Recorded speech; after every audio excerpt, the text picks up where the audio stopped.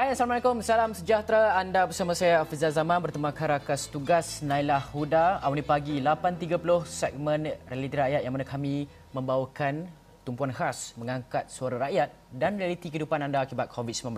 Dan untuk rakyat, anda boleh hubungi Astro Awani. Yap, dan ekonomi juga penting. Oleh itu, dari sekecil-kecil usahawan mikro sehinggalah perniagaan gedung besar, ini platform untuk anda suarakan isu dan inovasi yang diperlukan. Setiap masalah, segala kegusaran akan kami bawakan di Astro Awani. Dan sempena Hari Belia Sedunia hari ini dengan bertemakan Dekad Ini, Dekad Anda, kami bawakan perbincangan tentang isu semasa yang dihadapi belia serta masa depan mereka sepanjang dekad yang akan datang. Jadi segmen Realiti Rakyat di Awani Pagi bermula sekarang.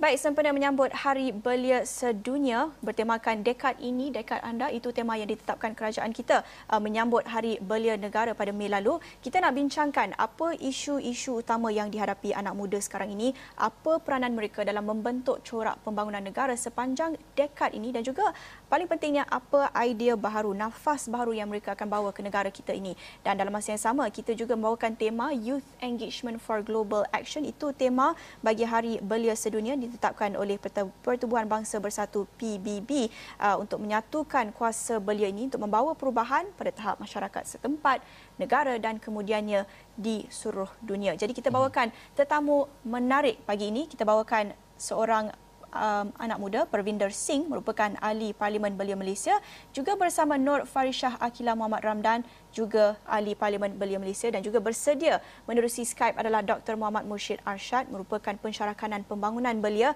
Fakulti Pengajian Pendidikan Universiti Putra Malaysia, untuk kita sama-sama mengupas tentang isu-isu utama buat belia di negara kita dan juga kita tak boleh asingkan daripada isu-isu global. Pastinya ramai anak muda sekarang ini cukup dekat dengan isu-isu antarabangsa, melihat kepada isu alam sekitar, isu kesaksamaan dan sebagainya. Jadi kita nak mulakan dengan tetamu kita yang bersedia dalam studio, Parvinder dan Farishah. Kita nak tanyakan kepada mereka tema Dekad Ini, Dekad Anda. Kalau boleh Parvinder mulakan, apa maksud tema ini buat Parvinder sendiri? Bagaimana untuk mentafsirkan maksud Dekad ini bagi Parvinder? Okey, pertama sekali terima kasih kerana menjemput saya sendiri, Parvinder Sihat Laki Jagdeep Singh, ke studio Astro Awani ini untuk memberikan pendapat ataupun menjadi macam seperti orang tengah di antara rakyat dan juga kerajaan. So saya mengambil peluang ini untuk menjawab soalan daripada kira wartawan kita pada pagi ini ataupun host, iaitu tentang apa dia tadi, dia punya keyword dia tadi, Dekad Ini, Dekad Anda. So dekad ini, dekad anda bagi saya sendiri, dia sebenarnya adalah kiranya ada satu nafas baru bagi belia, bagi orang muda untuk menonjolkan bakat dan juga seperti apa yang saya buat di Back in Johor dan sebagainya. Saya lebih kira-kira nak mengatakan engagement kita lebih kepada rakyat, yang paling pentingnya during MCO.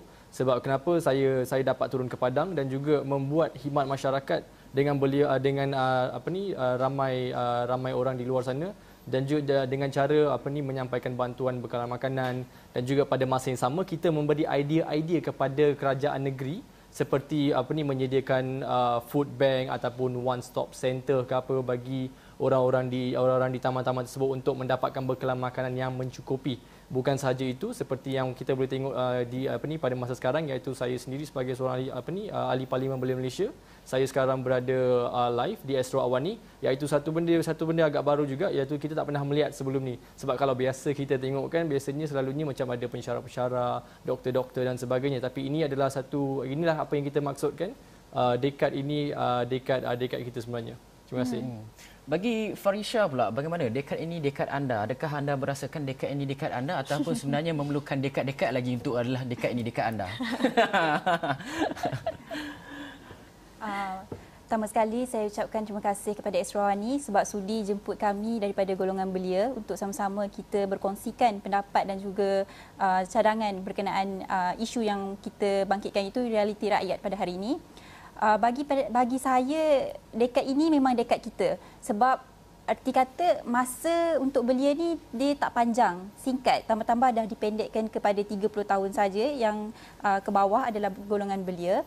Jadi di sini saya berumur 21 tahun, masih belajar di UiTM Shah Alam, pelajar Fakulti Undang-Undang. Di sini ingin saya tegaskan macam mana kalau kita katakan dekat ini dekat kita adalah apa yang kita buat pada masa ini kepada rakyat, kepada komuniti di sekeliling kita yang kita buat program dan sebagainya. Jadi inilah masa kita untuk memberi sumbangan kepada komuniti dan juga memberikan sumbangan kepada negara itu sendiri. Contohnya di kawasan saya terlibat dengan aktif dengan aktiviti NGO seperti GPMS. Seperti kita sudah maklum, GPMS ni dia punya bidang utama, skop dia adalah berkenaan pendidikan dan isu ekonomi berkenaan anak-anak Melayu, yang pada masa dulunya kita tengok pendidikan itu merupakan satu perkara yang perlu kita ambil perhatian yang serius. Jadi sini kalau kita tengok inilah masanya golongan belia untuk bergerak ke depan untuk memastikan pendidikan, ekonomi dan juga pembangunan-pembangunan yang lain tu bergerak dengan searus dengan apa yang kerajaan inginkan, bersama-sama untuk kita memakmurkan apa yang dasar yang telah kerajaan tetapkan untuk belia negara. Itu pendapat saya. Ya, isu-isu ekonomi, isu-isu pendidikan itu antara masalah yang membelenggu masyarakat kita sekarang ini, terutamanya buat belia yang berhadapan dengan cabaran yang amat besar, terutamanya dalam konteks pandemik ini. Jadi mungkin bagi Pravinder dan Farisha, melihat kepada komuniti sekeliling, melihat kepada kerja-kerja bidang Pravinder dan Farisha sendiri, apa mungkin isu yang ingin diangkat Pravinder dan Farisha melihat kepada dekad ini, dekad anda, inilah masa dan peluang terbaik untuk kita mengangkat isu ini dan untuk kita kaji semula cara kita menguruskan isu ini dalam masyarakat kita, dalam negara kita. Jadi mungkin Pravinder boleh mulakan apa isu sebenarnya yang membelenggu dalam masyarakat sekeliling, masyarakat setempat Pravinder sendiri yang ingin Pravinder angkat pada tahap kebangsaan. Okey, terima kasih. Bagi saya, isu yang selalu ingin saya utarakan selalunya di mana-mana saja saya pergi adalah lebih kepada keusahawanan di level belia, di tahap belia, iaitu selalu saya berpendapat dan juga mempunyai keinginan macam kita boleh kata sebagai satu mimpi yang agak besar di Malaysia untuk mengadakan satu hub keusahawanan bagi belia sebenarnya. Jika kita mempunyai satu hub belia yang saya maksudkan dekat sini adalah satu hub di mana sebenarnya di mana semua local brand yang dibina sendiri oleh belia sendiri dan sebagainya mengada di satu tempat yang macam one stop center sebenarnya. So tempat itu adalah di kat mana semua belia mempunyai bisnes yang juga di connection ada mempunyai engagement dengan kerajaan. Dan juga hub keusahawanan tersebut bukan hanya tempat datang belia datang menyewa dan menjual, tapi ia juga mempunyai program-program seperti macam lawatan sambil belajar dan sebagainya ke negara-negara lain untuk memajukan bisnes-bisnes mereka di hub keusahawanan tersebut. Dan juga ini juga sebenarnya boleh menarik peminat pelancong untuk melihat bukan hanya seni seni warisan negara kita, tetapi juga bakat dalam belia-belia kita di dalam skop bisnes sebenarnya. Dan kalau nak relatekan, kalau kita nak tengok dengan bila berlakunya MCO dan sebagainya, ramai sebenarnya belia-belia yang saya lihat menjadi riders. Padahal mereka mempunyai degree, mempunyai diploma dan sebagainya. Mereka sepatutnya berada di tempat yang memakan gaji lebih daripada 1.5 ataupun lebih daripada 2,000 orang ke atas. Tetapi at the end of the day, mereka jadi riders saja sebenarnya. So itu adalah sebenarnya satu benda yang mengecewakan sebenarnya. So daripada pandangan saya, jika hub keusahawanan ini dapat dilaksanakan oleh kerajaan sendiri, jika kita ditimpa ataupun kita have to face like this kind of issues again in future, so belia-belia kita sebenarnya dah dalam safe zone dah sebenarnya, sebab mereka dah ada established business, mereka dah tahu dah macam mana nak buat online dan sebagainya, bukan hanya bila tiba baru seolah-olah baru nak start buat dan sebagainya. So itulah sebenarnya pendapat saya. Untuk Farisha pula, bagaimana?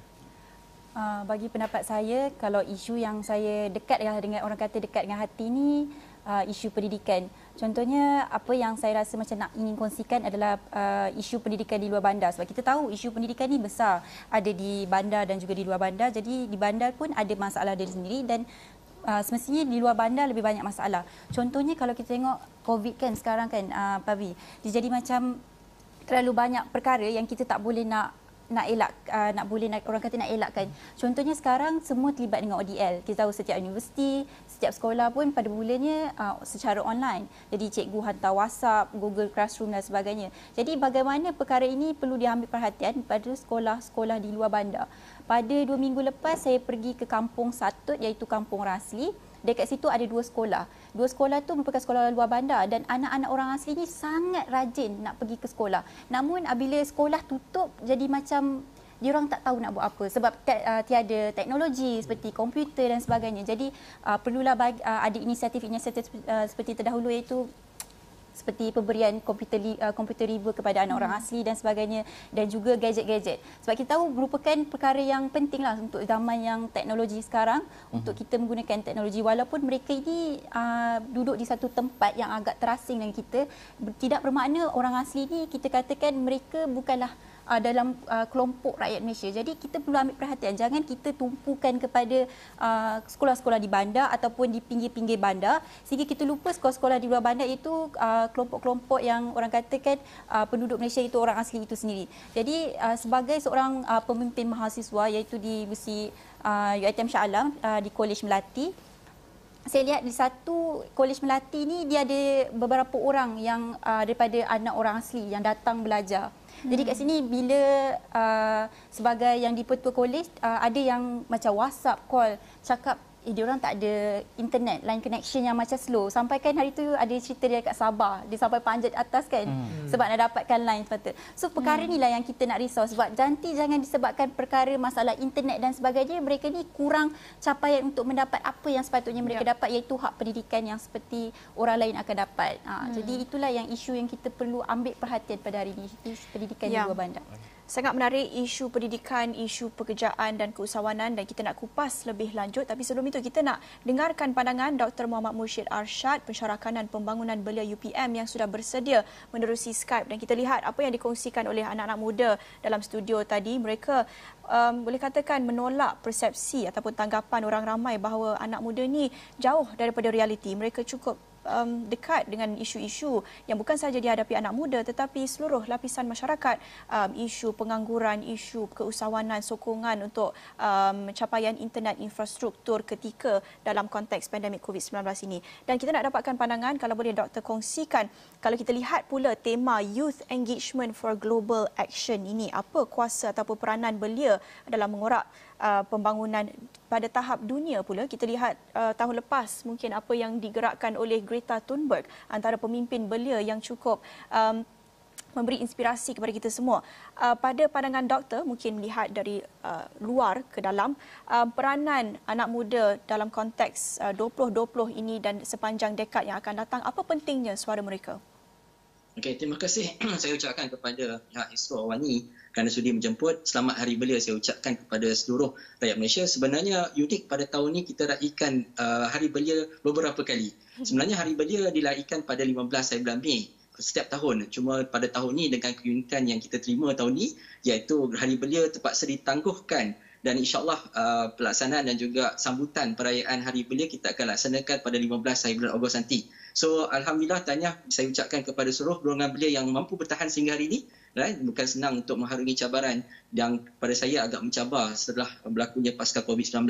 So untuk menjawab soalan Naila dan juga Hafizi, kalau kita lihat dari segi konteks di belia di Malaysia, daripada 32.6 juta rakyat Malaysia, hampir 9.2 juta belia yang terdiri daripada umur 15 hingga 30 tahun. Yang mana kalau kita tengok belia di sekarang di Malaysia, kita pecahkan kepada 3 kelompok utama, iaitu belia awal yang berusia 15 hingga 18 tahun, 19 hingga 24 adalah belia pertengahan, dan seterusnya 25 hingga 30 adalah belia akhir.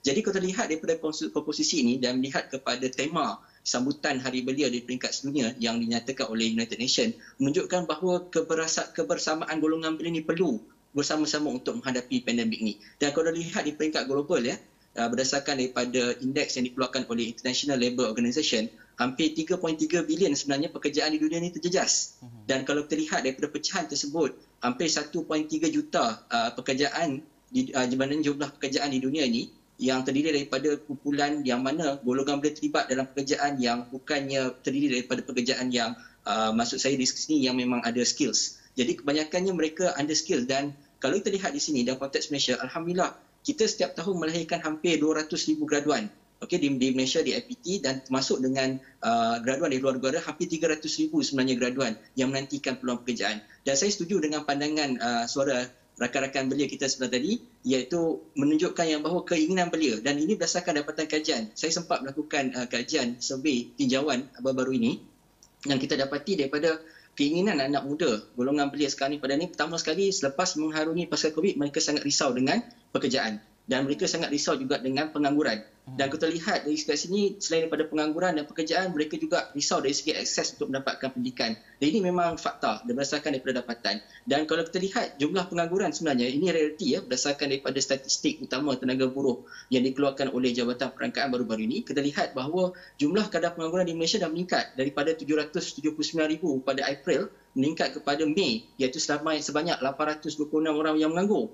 Dan kalau kita lihat daripada 826,000 pengangguran tersebut di Malaysia, 40% sebenarnya terdiri daripada golongan belia yang berusia di antara 15 hingga 30 tahun. Jadi dampak di sini adalah cabaran. Walaupun sebenarnya tagline dekad ini dekad anda, sebenarnya dia membawa satu signifikan. Selain daripada dekad ini dekad kita, dia menuntut kepada penyerahan potensi golongan belia, menuntut kepada pengorbanan dan juga usaha gigih golongan belia untuk menghadapi, kerana isu berkaitan dengan apa yang berlaku pada hari ini sangat dekat dengan golongan belia. Jadi kalau kita lihat dekat sini, betapa pentingnya peranan yang perlu dimainkan oleh kerajaan, peranan yang perlu dimainkan oleh agensi-agensi swasta dan juga NGO perlu bersepadu, dan kita tidak boleh bekerja secara insider lagi. Bermakna usaha untuk pembangunan belia itu perlu berterusan. Dan saya sangat hargai usaha-usaha yang dilakukan oleh kerajaan dan juga swasta dan juga NGO. Antara contoh yang saya boleh berikan adalah bagaimana inisiatif Kementerian Belia dan Sukan untuk merentas kementerian.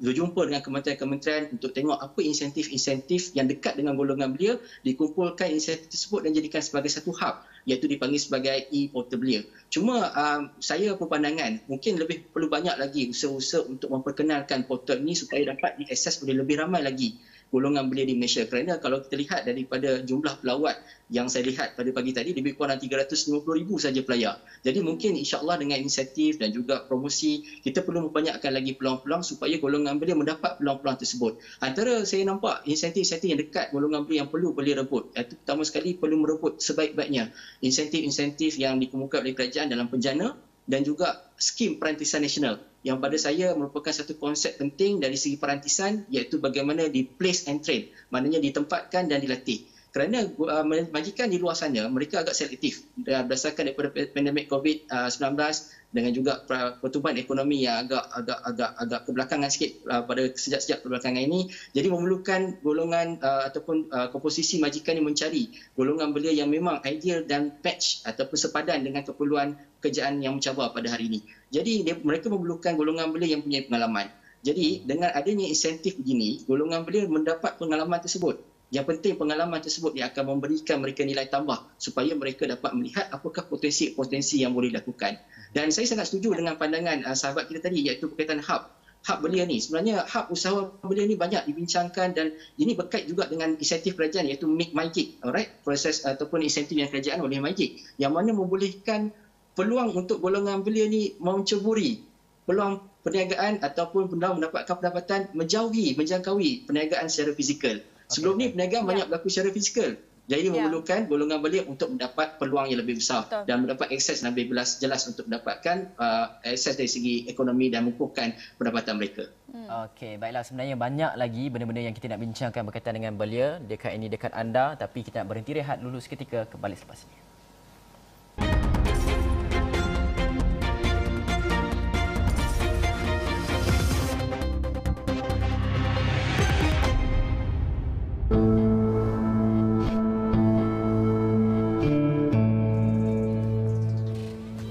Bertemu kembali dalam segmen realiti rakyat sempena Hari Belia Sedunia dengan dengan tema dekad ini dekad anda, dan kami nak teruskan perbincangan pagi ini bersama dengan dua ahli Parlimen Belia Malaysia, bersama dengan Parvinder Singh dan Nur Farisha Akila, juga bersama dengan Dr. Muhammad Mushir Arshad menerusi Skype.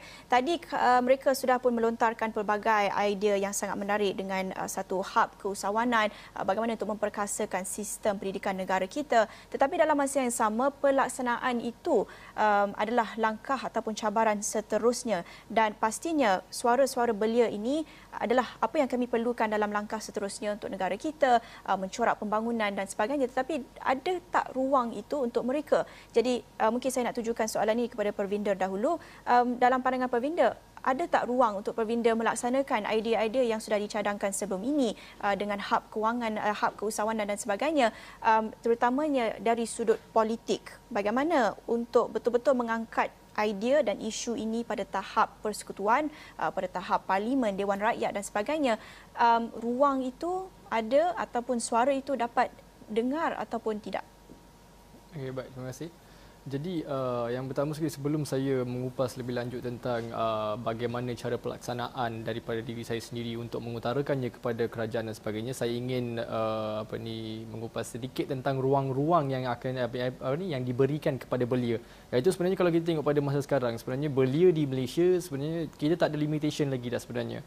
Iaitu sebenarnya kalau jika kita mempunyai apa-apa pendapat ataupun sesuatu yang kita ingin mengutarakan, platform-platform sebenarnya telah pun disediakan bagi belia-belia di luar sana, di luar sana seperti sekarang lah, di mana saya dan juga rakan saya berada di Esrawani ini.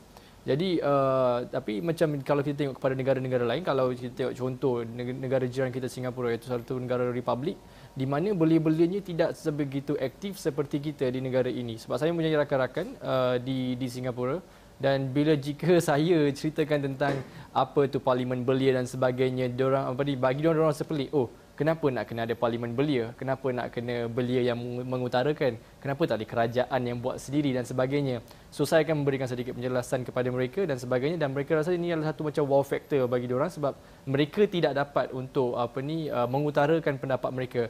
So bagi semua belia di luar sana, semua anak muda di luar sana, utarakanlah pendapat anda. Platform-platform telah pun disediakan. Just you have to go through and search for it, tengok di mana anda boleh buat. Jadi berbalik kepada soalan bagaimana cara pelaksanaan ini sebenarnya. Bagi saya sebenarnya di Johor sendiri saya merupakan ahli Dewan Muda Johor, iaitu kira nak katakan macam kalau dekat negeri-negeri lain ada Dewan Belia dia sendiri, tapi di Johor tidak pernah ada lagi. Last year baru kita start dengan satu konsep iaitu Dewan Muda Johor. Jadi saya di Johor sendiri, saya adalah di bawah Dewan Muda Johor, dan kami ada persidangan iaitu pada Ogos ni, I think by next week persidangan kita akan bermula, dan ini adalah salah satu topik yang akan dibawa tentang keusahawanan di dalam persidangan kita. So persidangan yang kita yang akan dilaksanakan nanti sebenarnya kepala-kepala besar lah, nak kata senang cerita, kepala-kepala besar yang akan datang kepada persidangan kita tu adalah daripada kerajaan sendiri, esko-esko dan juga pakar-pakar dalam bidang-bidang tertentu. Mereka juga akan dilibatkan dalam persidangan kita juga bagi mereka untuk melihat dan juga mendengar sebenarnya pandangan daripada kita. Apa yang saya nak bagi tahu dekat sini, ini bukan hanya satu persidangan di mana boleh datang membicarakan ataupun membuat persidangan, but at the end of the day tak ada results. So lagipun dan yang lain satu perkara yang terbaik sebenarnya Dewan Muda Johor kita sebenarnya bekerja rapat dengan kerajaan negeri, dengan menteri besar kita sendiri, itu Datuk Asni. So setiap apa-apa pendapat kita memang bekerja rapat sangat dengan Datuk Asni, dan Datuk Asni adalah seorang seorang menteri besar yang sangat-sangat lebih mementingkan kepada belia sebenarnya. Sebab daripada experience saya, pengalaman saya, jika seperti bila berlaku di MCO, kita membincangkan bersama Datuk Asni tentang macam mana nak buat food bank, one stop center untuk bekalan makanan dan sebagainya, dan mereka melaksanakan kerajaan negeri. So bagi pelaksanaan, bagi saya tiada masalah sebenarnya. Adakah Farisha melihat kepada perkara yang sama juga seperti yang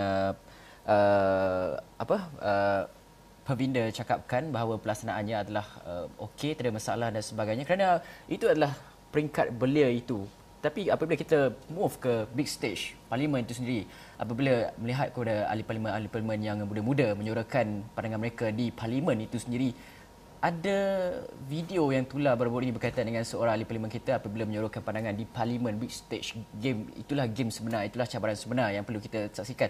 Tapi ada seperti seakan-akan tidak kedengaran di situ. Adakah itu realitinya sebenarnya, Farisha? Okey. Bagi pendapat saya lah, setiap pelaksanaan tu dia ada kelompongan dia. Kalau kita nak kata pelaksanaan tu ada 100%, tipulah. Sebab saya dah terlibat dengan aktiviti-aktiviti belia ni sejak daripada umur saya 16 tahun. Saya masuk dekat Perak, kalau tadi Abi kata ada Dewan Muda Johor. Dekat Perak kita ada Dewan Belia Perak, iaitu Dewan Belia pertama yang ada dekat Malaysia, iaitu dekat Perak. Saya masuk start umur 17 tahun.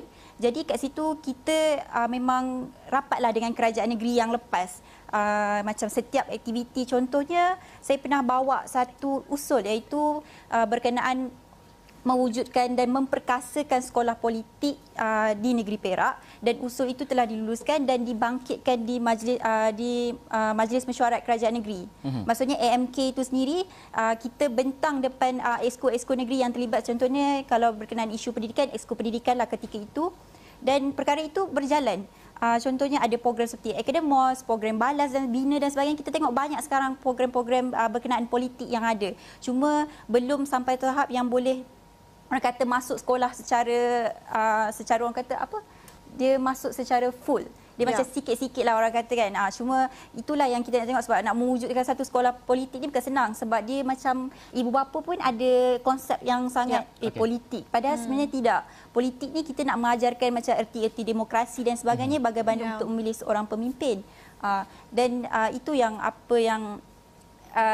usul yang itu sebenarnya. Jadi banyak orang kata pelaksanaan tu nak kata tak jadi nak buat, dia buat. Cuma ada juga usul, contohnya di Parlimen Belia sendiri yang lepas, pada sidang yang lepas, saya agak kecewa lah bila saya tengok balik usul-usul yang kami bawa tu sebenarnya tidak berapa nak diangkat oleh pihak kementerian yang pada ketika itu berkenaan usul seperti TVET dan sebagainya. Namun sekarang ni kita sudah mula nampak, saya tidak menyebelahi mana-mana pihak lah, sebab kita tengok mana yang pro dan kontra sebagai seorang belia, yang mana boleh membawa satu perkara yang baiklah untuk belia itu sendiri. Jadi saya kata pelaksanaan itu tak semula yang ada yang tak ada. Okey, jadi slogan kita jaga kita tu maknanya kita kena tukar belia jaga belia macam tu. Supaya suara belia tu sekali kita bawa jadi power. Alright, baiklah, dalam masa yang sama juga Naila. Sebelum kita akhiri Awani Pagi, mungkin kita boleh dengarkan sedikit pandangan Dr. Muhammad Mursyid Arsyad menerusi Skype. Apa nasihat doktor untuk belia tanah air dalam dekad ini? Secara ringkas kita dalam 1-2 minit. Sebenarnya isu sekarang ni adalah bukannya kepada unemployment, tetapi sebenarnya re-employment. Bagaimana kita nak membangunkan dan memberikan synergize kepada golongan belia untuk mereka bangkit semula. Itu sebenarnya cabaran. Dan antara cadangan saya, mungkin kita boleh lihat sini adalah penjenamaan semula sektor 3D. Supaya nampak sektor dirty, dangerous and difficult ni sebagai satu pekerjaan yang common sebenarnya. Yang sebelum ni banyak diceburi oleh pekerja asing. Hampir 3 juta pekerja asing terlibat dalam sektor ni sebelum pandemik COVID-19. Jadi ini adalah satu peluang untuk kita libatkan golongan belia. Di samping itu juga corak pendidikan juga mungkin boleh berubah selepas ini, di mana lebih banyak perbincangan yang menjurus kepada perbincangan realiti, iaitu membawa kajian kes ke dalam bilik kuliah, menggunakan pendekatan problem based learning untuk mengolah cara corak pendidikan yang bukannya bergantung semata-mata kepada teori, tetapi juga bagaimana nak mengaplikasikan teori tersebut dalam konteks yang realiti. Dan pada dalam masa sama juga persiapan golongan belia penting. Persiapkan diri mereka, mantapkan kemahiran juga IT, dan juga kena ingat bahawa antara cabaran yang saya nampak selepas ini adalah pertama dari segi politik, ekonomi, sosial, digital, pendidikan dan juga kesihatan. Dan kita tidak nafikan perkara-perkara ini sebagai agenda untuk pembangunan belia Malaysia, insya-Allah. Cukup banyak cabaran yang dihadapi belia pada masa ini, dan terima kasih kepada Dr. Muhammad Mursyid Arsyad, pensyarah kanan pembangunan belia UPM, dan juga kepada ahli Parlimen Belia Malaysia kita yang berada di studio, Pravinder Singh dan Nur Farishah Akila. Begitu banyak idea-idea yang sebenarnya banyak lagi kami nak kupaskan, tapi jangan risau, mulai 14 Ogos hinggalah 17 Ogos mungkin anda dapat lihat muka-muka baharu ini, dan ramai lagi yang akan turut sertai kami pada program-program Buletin Awani dan juga Awani Pagi. Mereka turut akan serta baca berita. Jadi jangan lupa saksikan mula hujung minggu ini. Kita hari Awani Pagi di sini bersama saya Naila Huda. Saya Hafizah Zaman. Assalamualaikum.